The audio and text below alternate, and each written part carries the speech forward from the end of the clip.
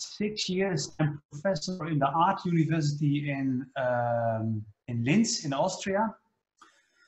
And I'm living in the north of Germany, in an East German village where I living in an old village school, which was empty already for 10 years after the 98 revolution, 89 revolution. The school was empty, and I moved here since 20 years now. I'm living on the East German countryside and working as an urbanist, but if I will explain in my lecture, I have some ideas about urbanism which are not taught in any urban study, but that I will tell later, I guess. Great, and if you have questions, you can just open your micro and bring them in. Yes, perfect, thank you. And it is one more sentence, since we talked about zombies. It's very nice if we every now and then you can say yeah, or smile, or wave, or whatever, because it's horrible to do a lecture for stupid faces. Stupid. Yeah, I mean, yeah, I agree. Stupid, I mean silent faces. Sorry. So silent doesn't mean stupid. Okay, let's finish with that. Probably it's the other way around. Loud means stupid, but that's another debate. Okay, great beginning. Yeah, calling the students stupid faces. No, I'm joking. Thank you, Ton. Thank you, Ton, for presenting yourself. And I will ask then, Pavlo, also, can you say a few words about you and what you will be talking about today? Hello, I work in a municipal company which is dealing with infrastructure.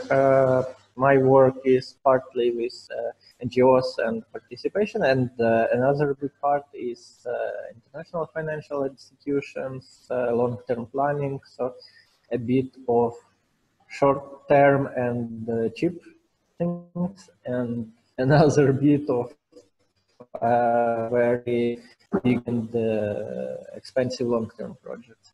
And I will try to provide you a review of what is tactical urbanism in Ukraine, how it looks, and if there is anything different from what you can read in Wikipedia in 5 minutes.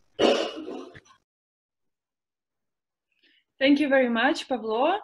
And as we were speaking, and as the first lecturers were presenting themselves, the third expert also joined our group, and I will ask her also to say a few words about herself. Lana, I saw you already. I saw that you switched on your camera for a second, and if you are with us, would be very nice also to hear a few words from you. Welcome to our group. It's very nice to see you. Can you also present yourself shortly, say what are you doing, and what will your lecture be about? Hello. You told it to me, yes? Because I didn't hear you last 1 minute. But I think it's about me. My name is Lana Micko, and I'm from Lviv. I usually work with artists, with music, with festivals, and sometimes with protests. So someone just understood that I can speak something about tactical urbanism and about art in it, about some protest movement, about movement of art. And I decided to make a big presentation with the different points of view about art in this urbanism and about using of different kind of protest inside. And it's about all over the world and about Lviv. Also, I prepared some facts about square, where is Tereshkova, where you will make this practical movement also. Great, thank you very much. So Lana's presentation will be about art and this protest element in tactical urbanism, and also about the place, the location that you will be working with later. Great. Thank you. Yeah. Cool. So that's it with presentations of the lectures, and organizational moment. In your chat, in our Zoom chat, you can find now the link to the presentation that we continue to work with today. And I would invite you now to click on it and to enter the presentation, and I will shortly present you the program of the day, yeah, what this day will be about. So if you can join me on slide, do you hear me? I have some internet problems. From time to time. Okay. I will switch off my camera then, and maybe we'll proceed without the camera.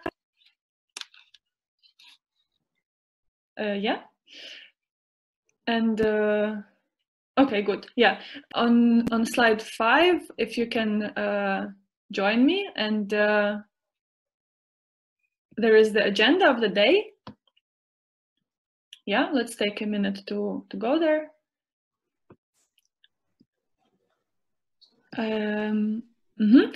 I can see there are questions in the chat about the video of the space. I would say we can deal with it a bit later if it's fine. And yeah, I will first present the agenda, and then we can deal with the organizational questions.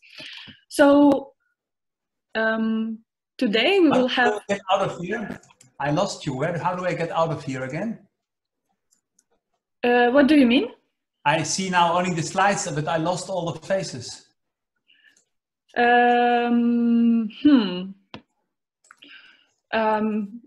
Maybe stay on the slides for a second, and then we will go back. Okay. Yeah.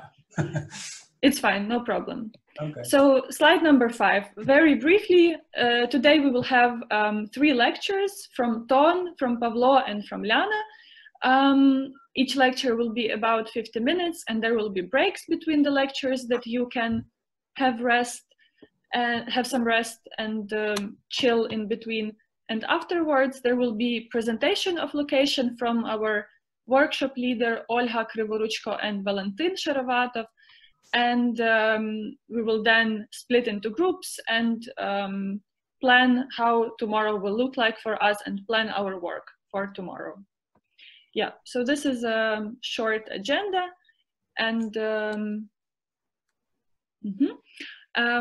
I would like first to still before the lectures start, take a minute to make a short check-in with you.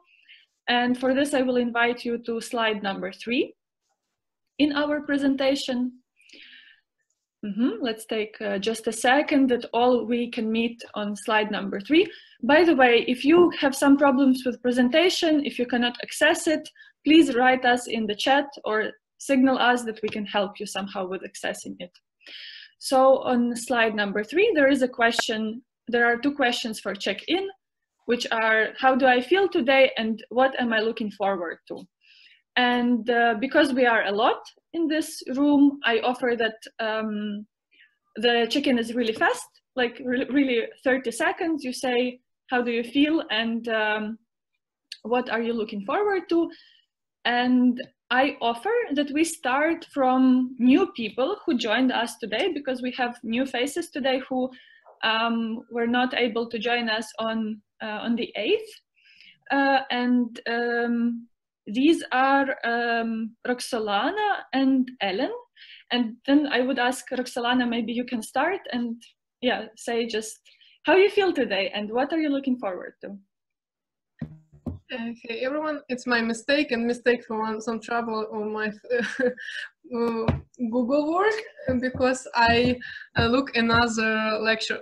So sorry for my absence last day. So I am artist, free artist, work with this another experience, so it's not about this question. I feel good. Sorry. I look for a new experience, work some special for another communication, make some cool art collaboration. Very on point, like with time, perfect. Thank you. And is Ellen today with us? Ellen Michelet. I saw her briefly, but yeah, are you with us? Yes, ah, great. Yeah. Hi. Can you also make this check-in, please? Sure. Hello, everyone. I'm Ellen. I'm studying Masters in International Communication. I'm sorry I missed the first class. I had classes here as well. And yes, I'm feeling very good today, thanks. And well, I'm looking forward to actually getting to know you all and the project, since I only had like the details, no, an overview from the first lecture. And yes, I'm really curious about the first steps of the planning, actually. Yes. Thank you. And can you please pass the word to someone? You can pick just any name on the screen and pass the word to anyone. And I will ask the next person do the same. Just pass the word to someone else.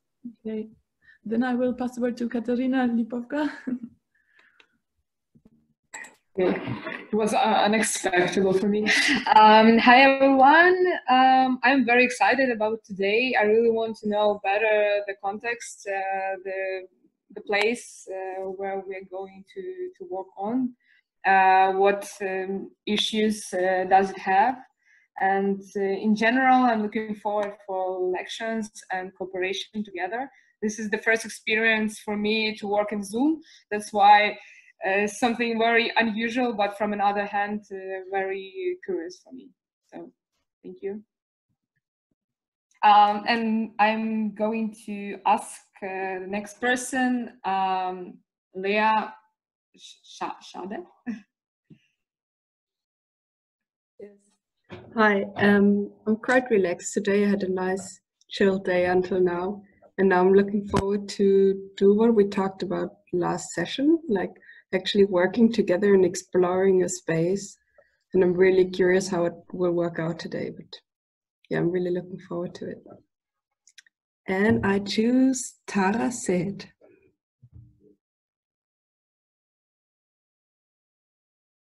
Taras, are you with us?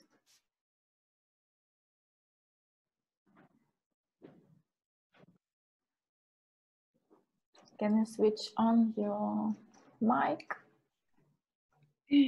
Taras has some problems with his mic. Yes? Okay. Okay, then while Taras is apparently writing something for us in chat, Taras, can you write the name who you pass the word to? Just quickly.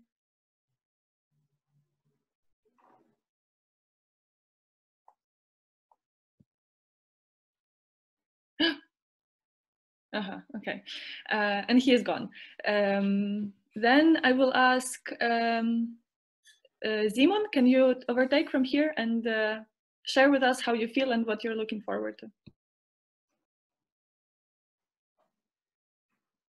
We can't hear you. We don't hear you. Oh no. Now? Oh, super. Yeah, my microphone wasn't plugged in. I had a good and completely offline morning, so I feel good. And I'm looking forward to maybe gather some steam, get deeper into the topic, and also getting to know you all a little bit better during the next day today. I will pick Andre, maybe?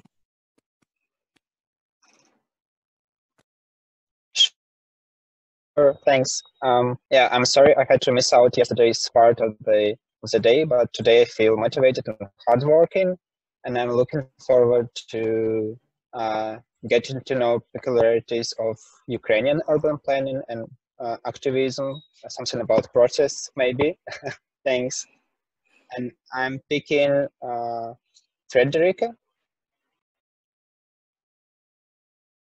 Hi, yes. Hi, everyone. I'm also feeling really good. I also didn't do anything online this morning, so I'm fresh and ready. And yeah, I'm really excited to learn more about both perspectives, I guess, about Ukrainian and German perspective. And also, yeah, I think it's really great that we also have some artistic approach. So I'm looking forward. And next one, maybe Orla. I don't know if I pronounced it right. Ola, yeah, did you say? Yeah. Yes. Yeah. Ola, please. Ola is our workshop leader. She joined us a bit later, but hi, morning. We are sharing how we feel today and what are we looking forward to. And actually, it's a good moment to maybe that you get acquainted with her, because Ola Krivoruchko, who is with us now, she's the workshop leader who will be working with you today and tomorrow a bit earlier. So Ola, maybe you can say a few words about you and also how you feel today and what are you looking forward to. Hello for everyone. My name is Olha Krivoruchko and I'm architect, and I will work with you today and tomorrow, and I feel good. Great. I think we will have a good work together. And can you pass the word to someone from the group that they can go on? Valentin, he also will work with me.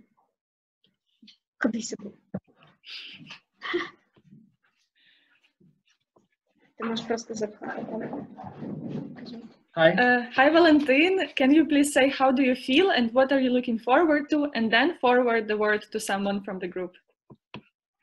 I'm also architect. I will work with Ola with like architectural vision of our concept.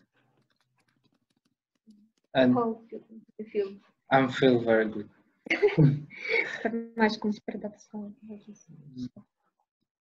Just pick a name on the group. Taras Sahat. Taras has unfortunately problems with his microphone. He just wrote me. Maybe just I will take the power and say, Volodymyr, can you speak on now? Yeah. So hello everyone. I'm feeling good. Perfect. Yesterday was my birthday. That's why. So I had a rest yesterday. So and today I'm very motivated and looking forward to our today's lectures, and yeah, looking forward to fruitful discussions after that. Thank you. Pass the word. Yeah. I give the word to Yemima. Hi everybody. I feel a bit nervous. I don't know why is that exactly. I think I'm pretty excited about starting to actually work around the space. Like, yeah, I was going through past projects that I did in the Ukraine, actually artistic projects, and gathered a lot of photos and ideas, and maybe something could work also at this space. Yeah, and I'm excited to see what might work out. Great. Can you pass the word? Yeah.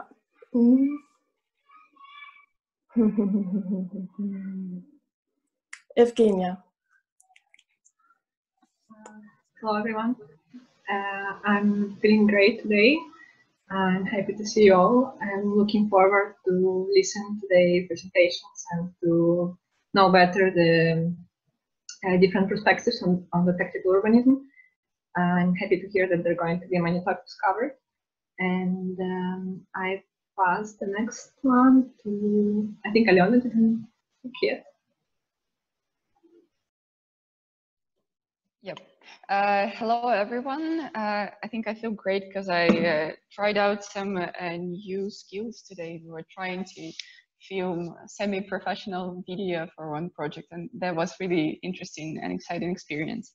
And as for the Waitons, I really look forward to hear the different perspectives of the lecturers and compare the international experience viewed from different sides, from the side of the art and from the side of some more formal institutions, and then to work in the groups as well and learn more about each other. Thank you very much. Is anybody else who didn't speak? Mihailo, would you like to speak? Okay. Evgenia, Yuri, or Victoria still haven't spoken. Let it be Victoria if she can switch on the mic. Hello. Yeah, I'm not participant. I just support to Mikhailo if we will have some technical issues or maybe some different problems. And I'm fine. Yeah, I'm really enthusiastic about results project, and I am expecting the good work from you all, and I really want that you all will be a good team after the project, yeah, and you all will be a good contact and yeah, speak and other and yeah, communicate. And I give word to Mikhailo, or Mikhailo don't want. Oh, okay. Okay, thanks. I'm really happy to see you here. I'm looking forward to seeing a great job with all of us, and I also to oh,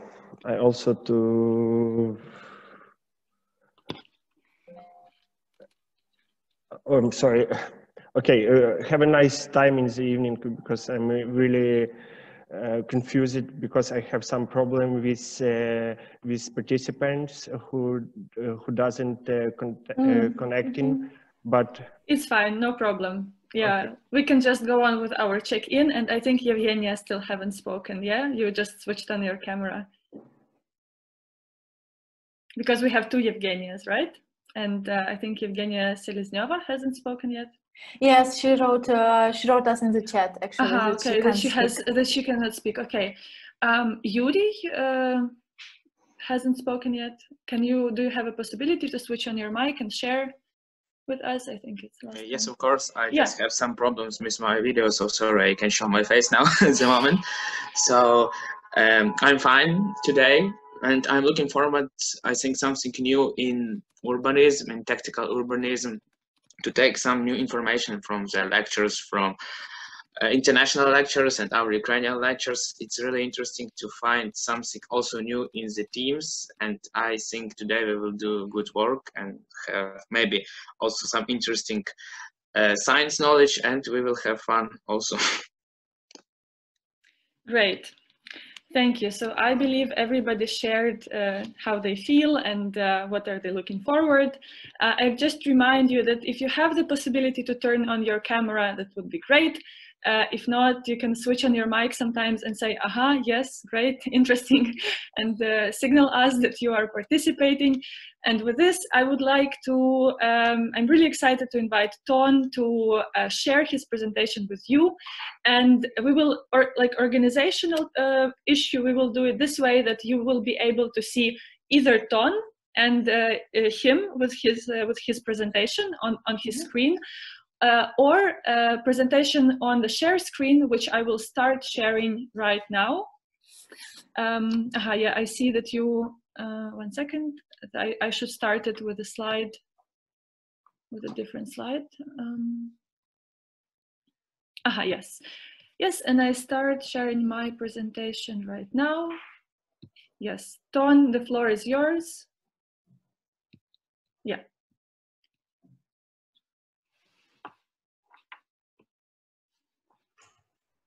Okay, thank you. And I think now it's possible for everyone to share which screen you want to see. If you click on the screen, you can choose which one pops up. I'm not sure if that works. Does it work?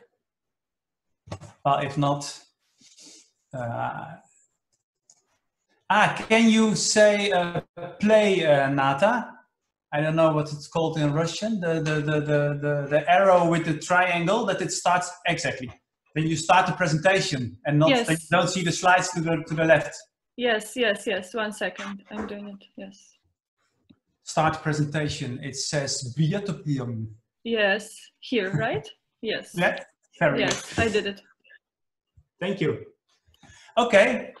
So, and in my presentation, you see the next slide because I have the same one here. Yeah, I'm, as I call it, indie urbanist, which means that I work a lot of projects I do without commission. I just think of my own projects and start working, and not always are dependable for commissioners who ask you something to do, because that's normally how urban planning works, that you have a mayor or a project developer, they have something, an idea, and they ask you to do it. But maybe it's good to start with a small anecdote, which I remember from the years that I study in Delft, in the Netherlands. We had the question to design as urban planner a neighborhood, a suburb. And as all students did, we started designing the houses along the streets, and all the one-family houses with a garden in the front and a garden in the back, and blocks of 8 houses. And of course, in a sort of naive way, in the middle of this neighborhood, all students, we all did the same, we planned a cafe and a restaurant.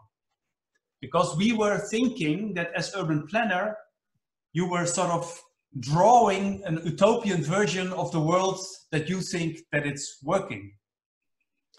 And I remember at the presentation, I draw this small place, what is it, a small lake and a restaurant with a terrace on the water. And then the professor, he asked me, and he said, are you going to run this restaurant? I said, no, of course not. I'm an urban planner. I'm not running restaurants. I'm making the plan. And then this professor said, well, then you can't plan a restaurant because you are not going to run it. The only tool you have as an urban planner is to forbid everyone to start a restaurant in all the houses you draw, except for the house you draw in the middle on the lake with a terrace. Only in that house you allow a restaurant, and in the rest you can forbid it. So I did, of course. That's I was studying architecture or urban planning. I think, okay, that's how it works. And then some years later, I was traveling around in South America, and I saw all those favelas and neighborhoods where restaurants were all over.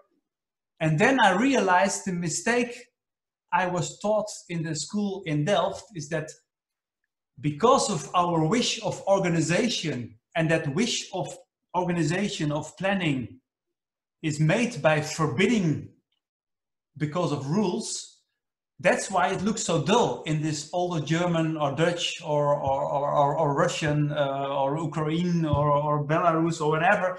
All these neighborhoods, they look so dull because we do too much planning. We forbid a lot of things. And since I realized that, and then I will start with the next slide. Since I realized that, I try to think the other way around.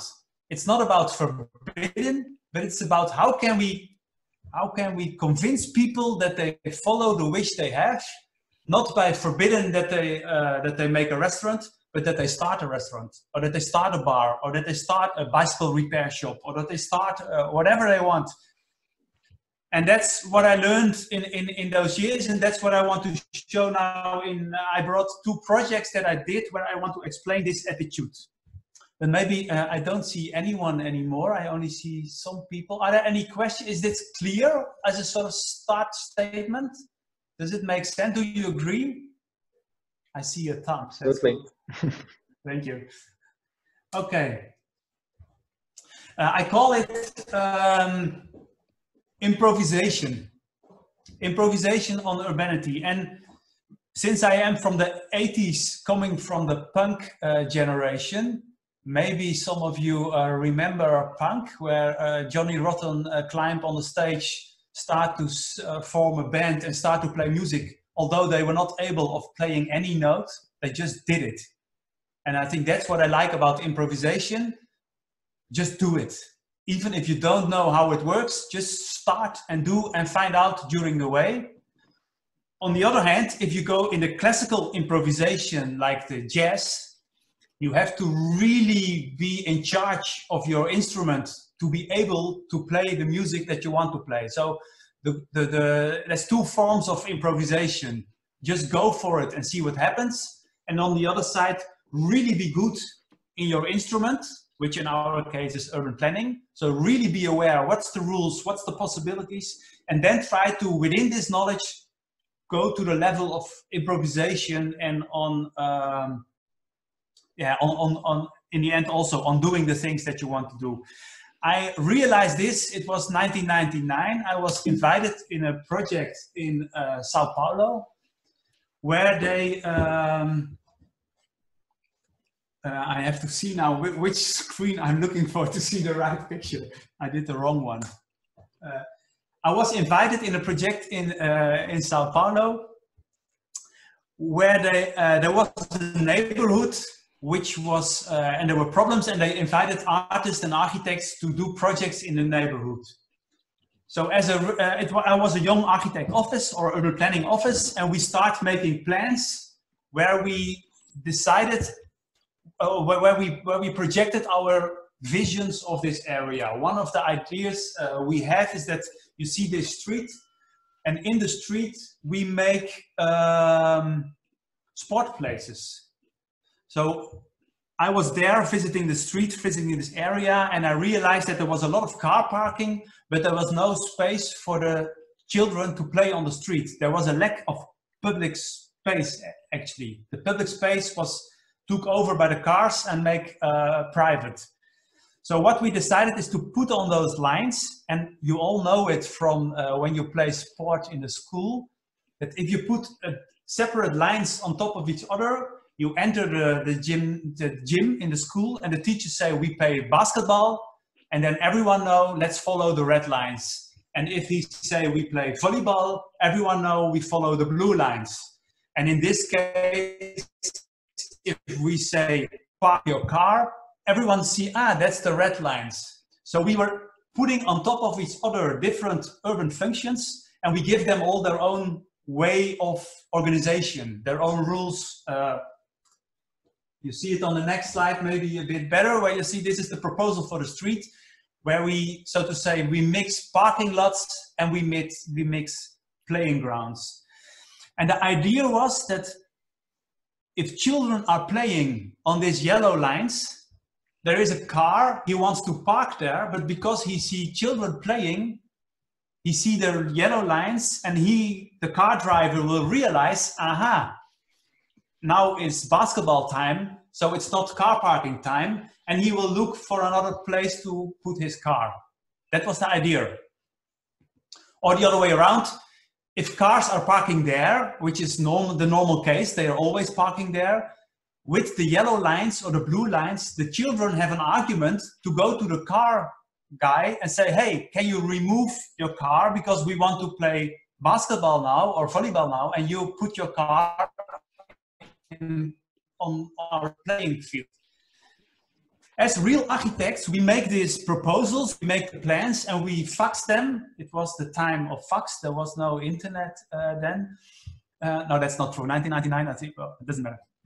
So what we sent the plans to there, and we had a communication with the local architect office of Sao Paulo, and they were responsible for building it, for doing it, and we should follow it, and we should organize it from, in that time, from Rotterdam, where I had my office then. So that was very, it looks very nice, everything was organized, and I was invited for the opening of the project to visit Sao Paulo. So I took a plane and I fly there. And I arrived and nothing was built. Although I had the impression I'm going there for the opening of a project, I came to the place of the opening and it was empty. There was nothing. And I was like, wow, what's this? What's going on? And then I said, well, we have still 12 hours for the opening. Let's start working. And then the weather was like this. So they said, no, that makes no sense. So the next morning I went to the opening, and I was really angry, coming all the way from Europe, thinking you were opening a project. It was one of my first architects commissions, feeling very proud. Oh, commission in Sao Paulo, let's go there. And I'm the famous architect discovering the world. So next morning, after at the opening,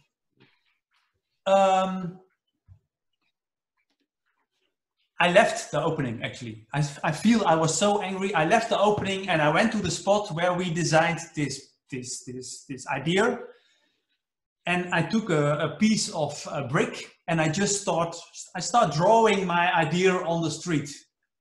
I spoke 2 or 3 words of Portuguese, and after 10 minutes, there came 2 kids looking. I was wearing my white opening suit and start working there. And those kids were like asking, what's this crazy guy coming in our street, starts drawing on the street.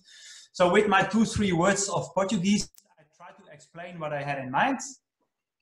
And they were, in a way, I don't know, they were very social or boring or helpful, whatever. They start helping me. And they understood what I wanted to do. And after a while, there were more people coming, helping. So I went to the shop, I bought some paint, and I tried to tell all the people that show up from every corner what I had in my mind and what I wanted to plan. Right? So you see here on the street, we painted it with, we draw it with a stone, with a brick, and then we start painting the idea. And it went on and on, more and more people came. And suddenly the organization came and they were bringing the trees you see here. And we tried to mix some color. And as you see here, the yellow lines, that's the original color of the parking lots. So we spare yellow paint by not overpaint the parking lines, but we use the original and we just paint around it with the green. And so slowly, step for step, we were redesigning the street in the idea that I had. We worked on it all day. Suddenly the organization came and bringing the trees I was asking for. So there was a truck with trees. I have no idea where they came from, but suddenly they were there. That's Brazil, I think. Very good in improvisation. And it became more and more fun. You see that more people start helping and more people start, in a way, they realize what was going on. And the street became more and more filled. Here you see a sort of overview halfway the day. We are still painting in the back on the green, you see on the green playing field. The basketball field is already finished. The forest is getting there. And then there was a guy from the cafe on the end of the street and he said, hey, can you paint in my place as well? I want to have my terrace integrated as well. And this was the place anyhow where we went for lunch because at a certain moment, I was not painting anymore. I was only organizing. So I bought lunch for everyone. I bought more paint and it was getting a sort of, how you say it, sort of people's party, street party in a way. So we did a lot of work and we managed just before it got dark. It was more or less finished. Of course, it was not so straight as I had in my mind in the office in Rotterdam where you draw everything with a pencil and a straight line. And this was a sort of improvisational version. I never heard the word before there, but it was a sort of, yeah, it happened in a way. So I went home and next morning I came back and when I came back, I saw, I just arrived at this moment where there was a car parked on the green volleyball field. You can see it on the next slide. It will come any minute. There it is. You see there's this car. It was parked on the slide. And I was walking on the bridge and I saw it happening that there was children wanted to play volleyball. Sorry, now I'm lying because it's another picture, but it will come. Sometimes I'm very quick with pictures, Nathan. It's fine. Okay. So here you say that they are playing basketball, but there's a car in the way. There's yeah, one more. Yes, this picture is good. Children start playing, but the car is in front. And what you see as well, that there was a flea market on the street. I think there come more pictures. So next morning I came back, the street was alive. And there were children playing and the car was on the wrong spot. So what they do, they went to the guy for the car and they tell him, as we propose in our plan, hey, we want to play volleyball. Can you please remove your car? And the guy, he made a sort of well, I'm not sure if he apologized or just, I think they just remove it. I'm not even know if they know it, but that's also the Brazilian way. They just took away the car because this moment it was claimed as children playing ground. So it's children playing ground.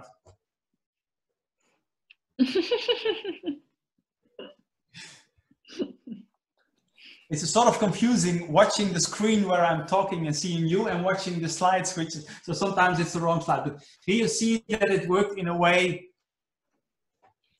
And the anecdote, it was a project where there were another 10 artists and architects were doing projects.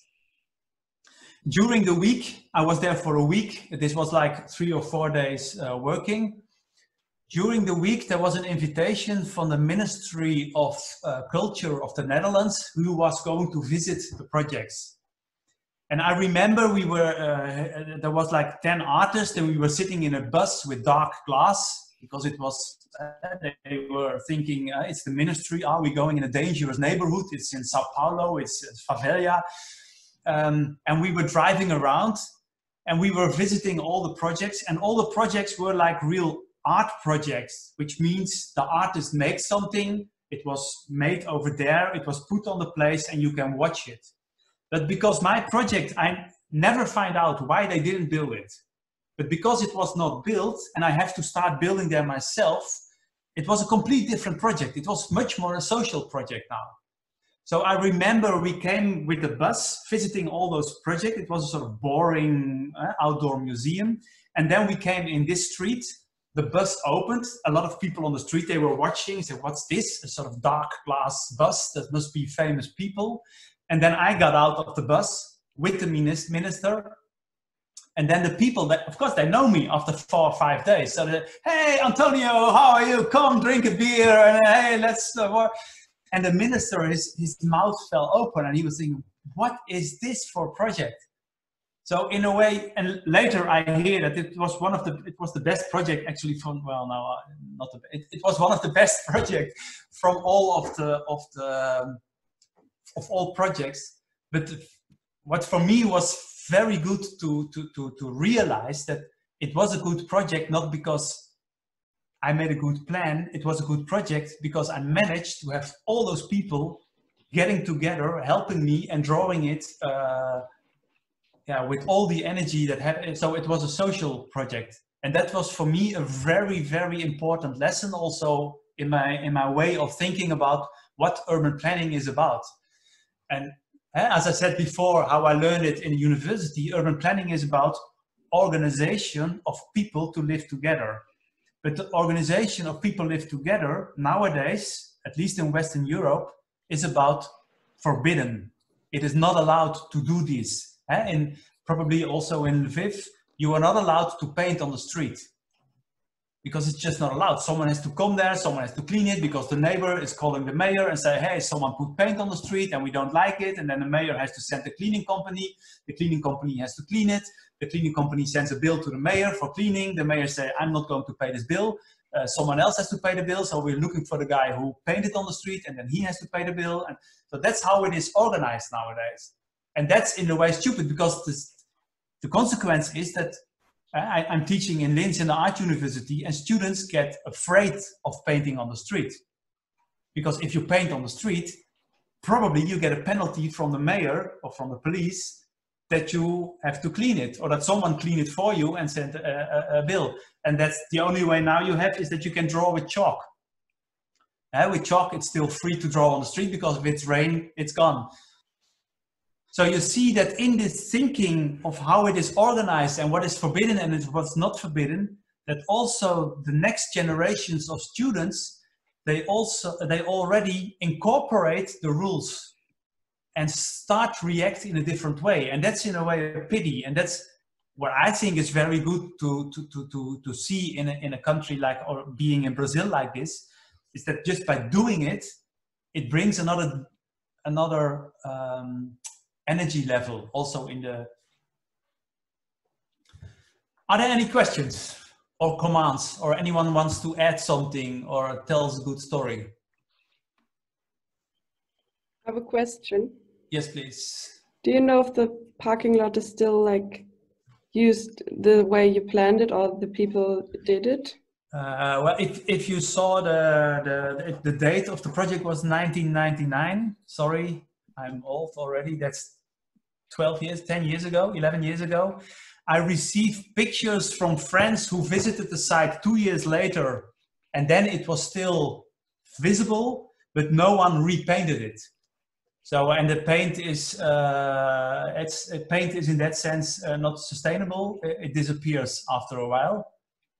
Actually, I'm wondering if paints disappear, where does it go? Probably in the ocean, or in the end. Well, that's another debate. But now, in that sense, it's a very good question, because that's one of the problems. You have a lot of time with these sort of projects, that you get a commission of doing a project. And of course, you know, I'm urban planner, so it is a project with a beginning and an end.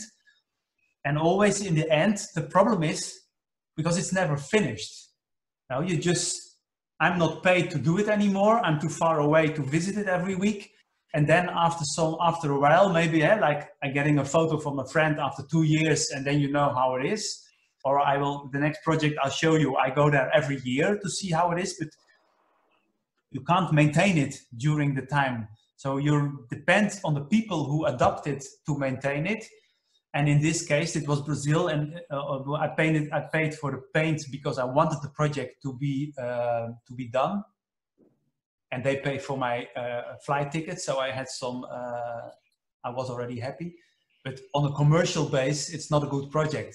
You know, I'm not earning money with it, and in the end, to maintain it, it will cost money, and that's always difficult.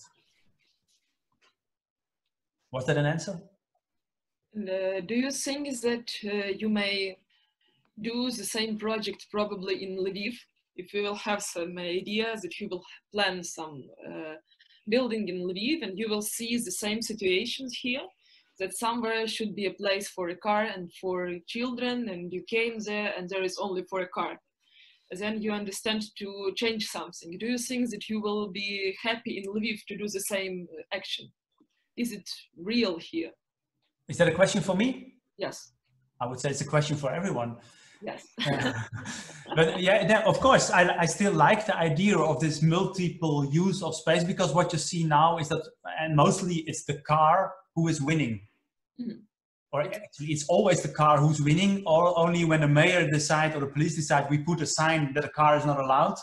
And even then the car is being, and you see now the debate about, since Corona, about the bicycles in Germany, that they want to have more space.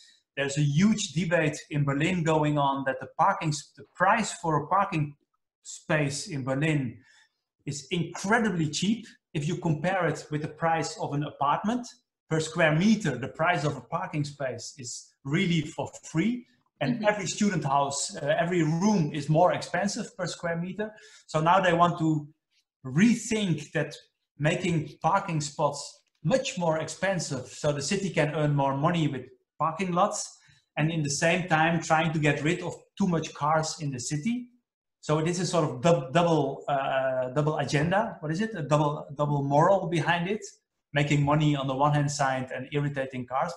And if you are able of doing organization form like this, you can use the space much more efficient. So all the parking lots which are empty at night, you can use for something else at night. And of course you need a much more organization. In fact, you need the teacher from the gymnasium with his whistle, because he is the guy who decides, now we go playing basketball, now we play volleyball, now we do car parking, now you can bicycle, now you can shopping, now you can cinema, whatever. But so I like the idea of this double use of triple use. And in a way, I also like the graphic design which is behind it. I won't go back now to the slide, but it was in a way, it's a very beautiful way of organization. Mm-hmm. Yeah, I asked this question because I will speak about it probably in my election. I have problems that people in a place where I make in an art center in Lviv. It is in a building where are also flats, And the people who live there think that their car also have a flat inside in a backyard. That this backyard is only for their cars, and it's probably like some continuum of their flat. And they didn't think that it's for everyone. So it's really strange philosophy of our people, and I hope that you have some ideas how to mix it, probably to change. You don't have some case for it. I don't have case, and what I do know is that a lot of people are really in love with their car. Yeah, exactly. And you can't blame them for that. Like, you know, we are designers, we are in love with, I don't know, in love with our pencil or in love with our whatever. So if people are in love with a car, yeah, that's nice about people. We have a lot of different types of them. So I would suggest don't blame them for being in love with the car, but you can blame them for making it too powerful. Because it is democracy. A bicycle, and there's a lot of people in love with their bicycle as well, or with their shoes. I think there's more people in love with their shoes than with the car. And there's no one who asked the mayor to build a place outside the house to put the shoes. So everyone accepts that we bring the shoes inside our house and store it there. But no one tells that you have to put your car inside the house and store it there. Or the bicycle, the same story. Well, the bicycle, a lot of people, you see now more and more those pictures where people, they have their bicycle on top of their bed or next to the television, or because they really love their bicycle. They have, it's their identity. They want to sleep with their bicycle. And I know that, I think in Frankfurt, they're building now what is it, a skyscraper for Porsche. And Porsche, where you can park your car directly in the kitchen. Also on the 12th floor. I'm afraid I have to interrupt, and I hate to be a mean cop, but just a timing reminder that we have 15 minutes left for your lecture, Ton. Just 15. That you know. Yes. Well, thank you. Then I go very, very, very quick to, and if it's okay, we can also stop here and discuss 15 minutes. I know what's coming. It's up to you. You still have 15 minutes just for your input. I show you one more project I did, but then follow up with the slides. It will go big. Yeah. I did 10 years later, I did a project in a small village in the north of Germany, former East Germany. I called it Potemkin Street. Since half of you, do you speak Russian? Yeah. So you know Potemkin. Of course. And you know the story about him, then I don't explain. The idea was, there was a small village, and in the main street of the village, here you see the village, it's on the highway Berlin-Hamburg, and in the village, the main street of the village was 18 or 17 empty houses. And I go quick there, empty houses mean broken houses. Every star is an empty house, and this is how the houses look like. So you see a house here, and the owner of the house, since it was before the breakdown of the wall, this house was used. After breakdown of the wall, the house became empty, and no one knows where the owner of the house is. They know there is an owner, they know he is somewhere in Russia, but they don't know where, and they can't find him. And that means the house has an owner, but you can't do anything. And then the only thing that the mayor can do is wait for the house to break down. The moment the house becomes dangerous, then the mayor can say, and now we get it, and we push away the owner and we take over. But before that moment, you can't do anything. And so there were a lot of houses in the city with this funny, strange, it's not funny, with this strange, complex situations where you don't know what to do. But there were also stories like people get divorced and they don't know how to survive, or people just moved for a job to West Germany and they left behind the house. And so all those empty houses. And the question of the mayor is what to do with it. I don't know how it looks compared to Lviv. I've never been in Lviv. It's one of the cities which is on my list to visit. So next year, if you do it again, I will come live. But in Germany, this is like shocking. You see the left one here, the meat, the Fleischerei. This guy renovated his house, put probably 1 million or 500,000 in it. And then the supermarket opened, which made his Fleischerei went bankrupt. Bad luck. So all these stories. And then I went to the mayor. I saw a documentary on television about the city. So I went to the mayor and I said, hey, mayor, you have a problem? And the mayor was in the television, he was complaining and he was looking for industry. He said, we need industry, we need car industry, we need whatever industry, because with industry there will be employment places. And then we have people, and then we can renovate our city. So I went to the mayor and said, that's not good thinking. You don't need industry, you only need people. And you think you need industry because you need people to earn money, but I think you need people, they have time to renovate. That's more important. So I went, this is special effect. I said, let's go. I will come here for a year. I will bring a handful of artists, and we will, in every house, we will make a workshop with the people living there. And for every house, we will make a sort of idea, not to repair the city, but to rewrite the stories which were in there. Because you can imagine, if you come in a city with all those broken houses, if one of you go there and you want to live somewhere and you hear all the stories about houses which has no owner, houses which went wrong in whatever, and they are all broken, you will not stay there.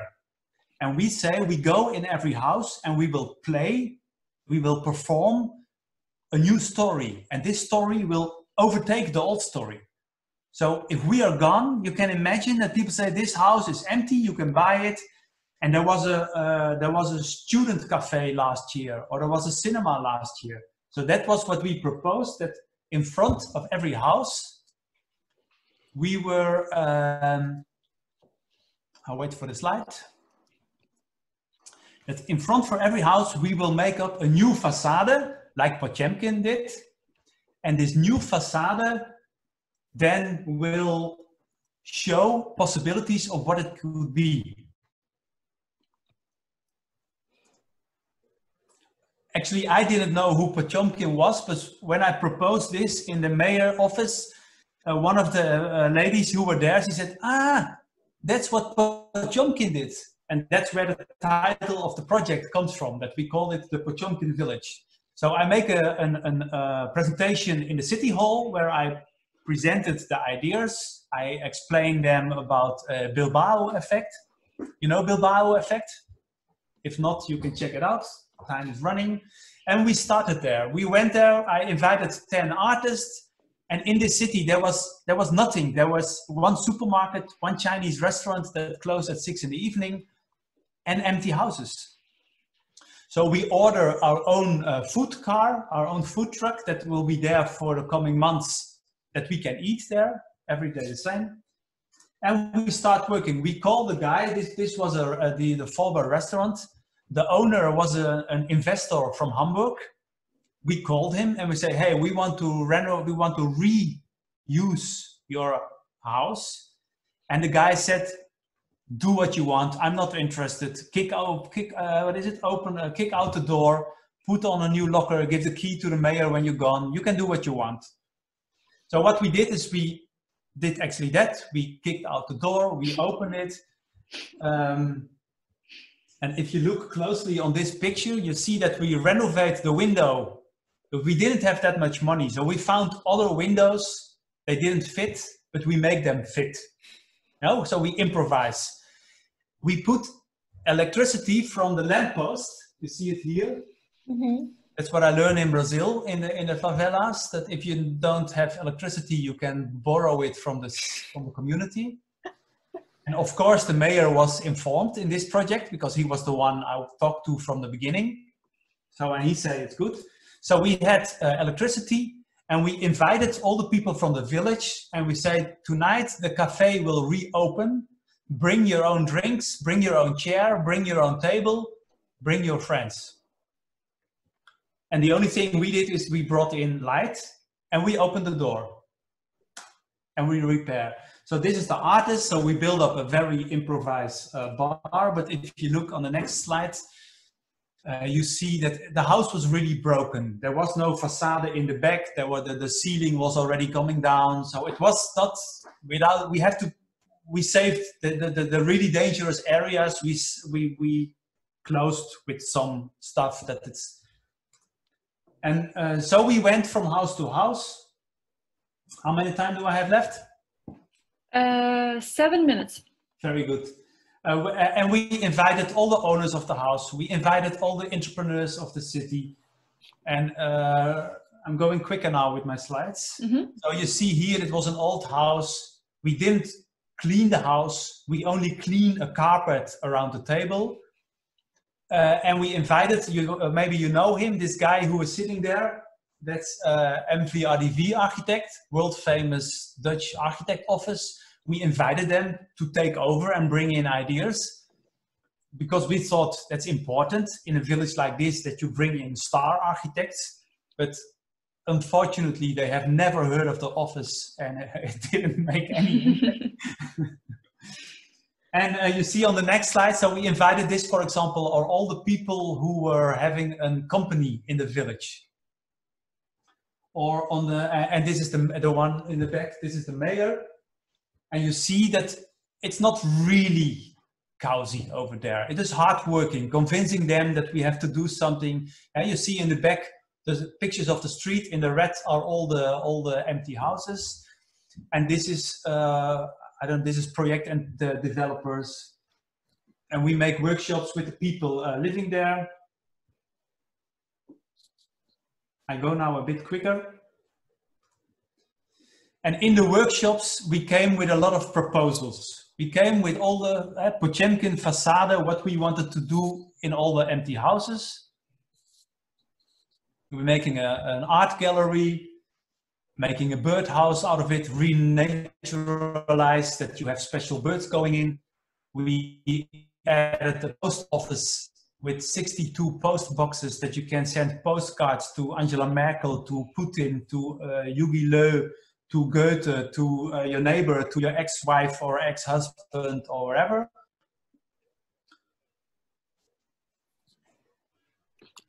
As I said before, we opened a cafe and we're making a dance evening. Ah, that's good, you go quicker as I go, Nata. I try to, because there's a lot of pictures coming. We open a gallery, we ask an artist from Vienna to do that, so he make his one evening gallery opening. And as I said before, the goal is not to celebrate an artist who's doing art in an empty house, but the goal is that you see there's like 20 people watching the opening. If tomorrow someone comes in this village and asks something about the house, the story will be, we had an art gallery opening last night. If you are interested, you probably say, that's interesting, I'm buying this house. And then the story is better than that you say, it's a broken house, we don't know who's the owner, and they are divorced, and they have no money. And so it's the main goal was to overwrite the sad stories. We had, in every small village, you have white old men who want to tell their story, always, and they can tell a lot of stories. And they think they are really interesting. Like I'm thinking here sitting that I'm telling really interesting stories that has to do with phase in your life. We open a school for them so they can entertain themselves. And then, so you can do something else as well. I will continue talking, no problem. There was also, there's Dr. Oetker. I guess everyone knows Dr. Oetker from the pizza. It's the world's biggest, European biggest pizza factory. They are making, in this village, they have one factory, they make 2 million pizzas a day. So what is it? I don't know the word, but I told Dr. Oetker that my pizza is better than his pizza. And on one day, he gave pizza to everyone in the village. So he came with a machine that makes 100 pizza an hour. And I built my own oven out of lame, and I'm making my own small handmade pizza and put them in the Dr. Oetker to see who was better. I think mine is better. Dr. Oetker thinks his is better. But it's these kind of projects to tell all those stories.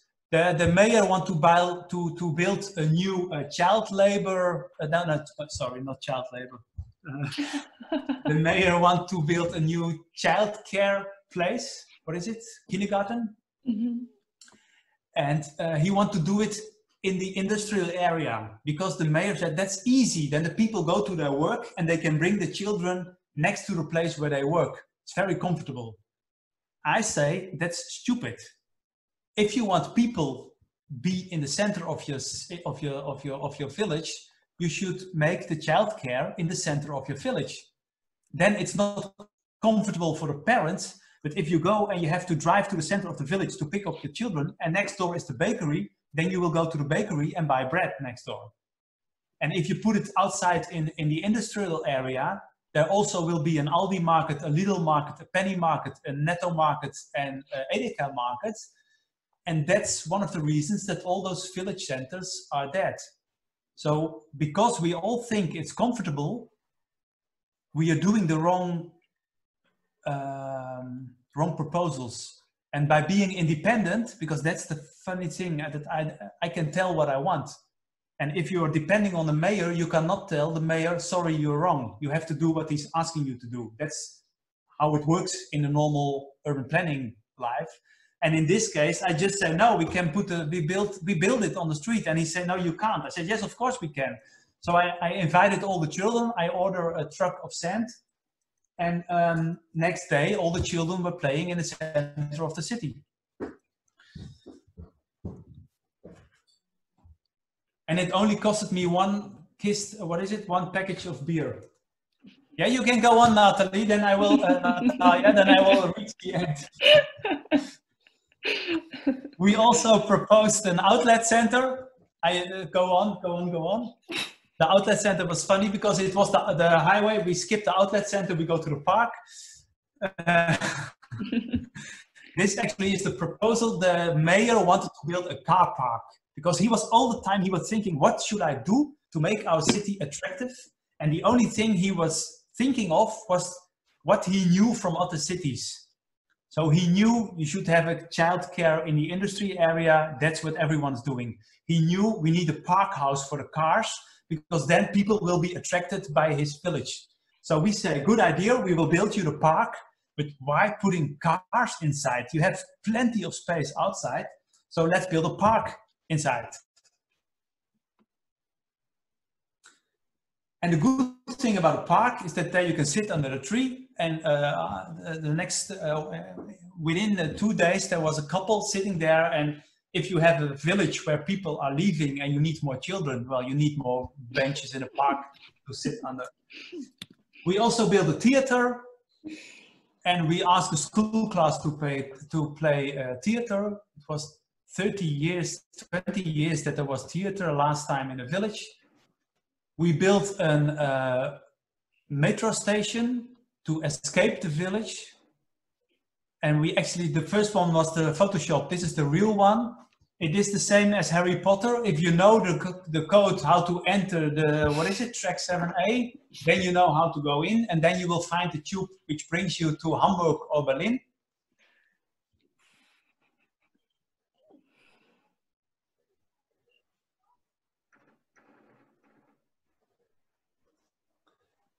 And then I will stop. We built a cinema. And we built, on the right side, you see the people sitting, on the tribune. And on the left side, we took a beamer, we beamed from the Rathaus. The right side is where the mayor is. We beamed across the street. And we called it a drive-through cinema. Exactly, thank you, Natalie. You're quite good as a... I'm very synchronized with you. Yeah. So we... the street, we didn't block the street was still open. So there were like 20 people watching the movie, and there was every now and then a car passed by and he was crossing the movie in between the audience and the screen. And I guess there was some people came, they passed by, they stopped, they came back, looked to the left, looked to the right, and because they had no idea what happens here. But it worked quite good because that's how stories get also in a neighborhood like this or in a village like this, that people pass by, they see it, they go home, they tell a funny story. What happened on the main street today? They were watching a movie and I passed by car. And of course, this is not allowed. But the good thing is that if you have a good, that's what I'm starting a next project next week like this. The mayor knew what we were doing. There was a police guy standing here on the crossing of the street, knowing that this is actually not allowed. The only thing he did was telling the cars who pass by, slow down, and that's it. And that's what I like and what I learned from this project in Brazil, and what I continue all those 20, 30 years that I'm working now, is that if you only follow on that what is allowed, most of the things will never happen. And that doesn't mean that I'm now asking you to break the law, not at all, but because the mayor was informed and the mayor liked what we were doing. When this project was finished 10 years ago, he said, not all he sold three houses were renovated. I think 5 houses were taken down. They were too bad and they just removed them. After 10 years, another 5 houses are already abandoned, because it's a process that's going on and on. Probably as well in Lviv, that you see that villages are all over the world having huge problem of getting people, because everyone thinks that he should go to the city, because in the city you can find a job and you can be more happy. Nata, can you just click to the end? Yes. And I won't discuss the images anymore, but you can see the last one. Yes, and I will ask you then to oh, is this one? This is the last one, yes. Yeah, to summarize it. Yeah. I was already doing it, that's why I was saying. Great, so thank you. It's not about telling you to break the law, but it's about to think and find your partners in the projects. Who don't be enemy of the mayor if he can be your friend. Because if the mayor is your friend, you have so much power. And to make the mayor a friend, don't go in front of the mayor house and shout to him, but make an appointment, bring a good glass of, I don't have to tell you how corruption works, but if it works, do it and use it in a way that you think that it should work. Because projects like this, you can't do when you are against the society, when you are against the people. You have to work with them, and to work with them, you have to understand how it works. And in the small villages, most of the time, the mayor understands how it works. And that doesn't mean that you have to agree with him, but you can make use of him like he made use of me by having this project paid by someone else. And so that's also part of this lessons, that we are too quick. We think the mayor, the politics are our enemies. And I'm not sure, but that's what you are. I never, as I said, I've never been in Lviv. I have no idea about politics over there. I can imagine that you have to be careful. So don't take it for true, what I'm telling here, but take it for an input in the debate you will have the coming days. Thank you. Right on time. Wow. Thank you. That was great. Okay, now I will stop sharing. Oh, wait a second. Stop. Where is it? Here.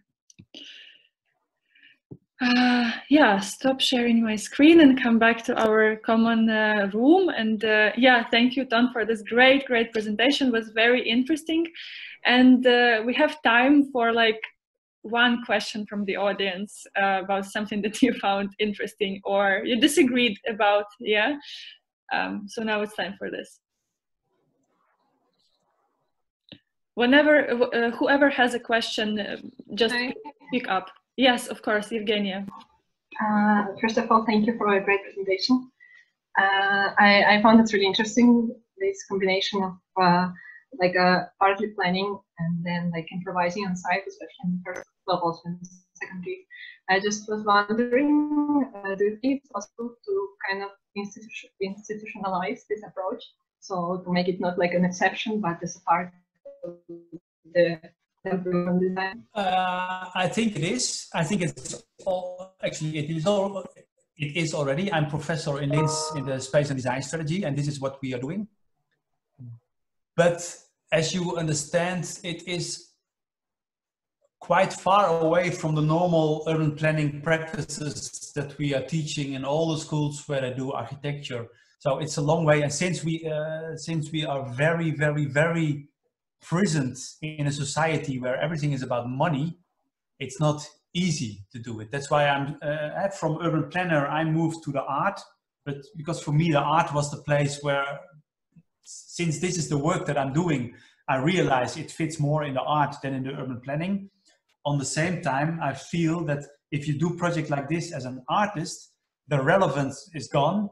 If you do it as an urban planner, it's much more interesting, because then you really go on the level of urban planning, which for me still has a more social meaning, a more impact, because you are dealing with other partners. If you do it as an art project and then you do the opening and all your friends come and they like your work anyhow, that's the problem of the big city. The moment you do a project in a big city and you do an opening, the only ones who, not the only ones, but most of the people who visit the opening are your friends or the people who like you already. If you do a project like this in a village, where I invite MVRDV and the people sitting there say, no idea. And where I say, well, I did an exhibition in the Venice Biennale, and they say, oh, Venice, that's with the nice boats. You know, so all the credits you have in the big city, you don't have on the countryside, but that makes the impact of this project much more bigger. I'm not telling that the big city is only an internal, well, actually I am telling that in the big city, it's only an internal, what is it? Befruchtung. And if you go outside and you have to find your identity from the person who you are and not only from the work, what you are doing, what is in the moment you do an exhibition in the Biennale of Venice, it's 1,000 times easier than doing a project like this in a village where people start hating you. And then you have to work and hopefully in the end they will love you. And not everyone, of course. Was that an answer? Yes, thank you. But I think it will, the question is it still underground or is it coming to be mainstream? I think since more and more people are hearing for you, it is not so extreme. You now hear the story and you say, hey, this is possible. For me in the 90s, I have to discover it. There was no professor who told me this is also possible. So it is slowly going in a direction, I think, that it will become more mainstream. Mm. Yeah, and I'm just wondering because like in the city I live, it's in Odessa in Ukraine, and it's like really corrupted city. And the local government, they for sure they've never heard about such approaches, and it might be not so easy to explain them how it works. So maybe I didn't hear, but I'm wondering who's sponsoring this project. They sponsor the Ministry of Housing. For us, I think this might be the. Can I have? Do I have 1 minute? But if one, yeah. The project I applied for money on the Ministry of Housing. And the answer of together with the mayor, and the mayor get an answer, and the answer was, what the fuck has this to do with urban? Not what the fuck, but that was the intention. This has not, this is so weird. We are not going to do this as urban planning. I was professor urban planning in a university then, so that's good about Mecklenburg-Vorpommern where I live. It's a small area, so I had a direct contact to the ministry because I'm professor. So I called him, not the minister, but the guy who wrote the letter. I said, hey, who is deciding what's urban planning? I'm professor urban planning. So I am decide what's urban planning. And I say, this is urban planning. Then he has to apologize and he has to pay for the project. It was a sort of risky play, but... Thank you very much for the answer. You defeated him. I will offer for the rest of questions that you can write them in the chat, and maybe while the next lecturer will start with his presentation, Ton, if you would be so kind to answer still if there will be some questions in the chat, to write just your comment, that would be just great. So because I saw that some people, yeah? I do it for 10 minutes because I was online already in Zoom since 8 this morning. I'm getting... of course. So if there's questions, I can write, but in 10 minutes? Yes, in the next 10 minutes. Yes, this is perfect also for us. Thank you so much for this great experience that you shared with us. And in our program we have a break now, but unfortunately, as we are a bit late with time, I would make a risky offer that we don't make a break, but we make a whoop or an energizer, and that because I kind of felt like the energy is still quite high in the group, and a lot of you said that you were offline today in the morning, so maybe you still have this morning energy until now. So is it okay if we don't make a break now, but make a really quick energizer and jump to the next lecture?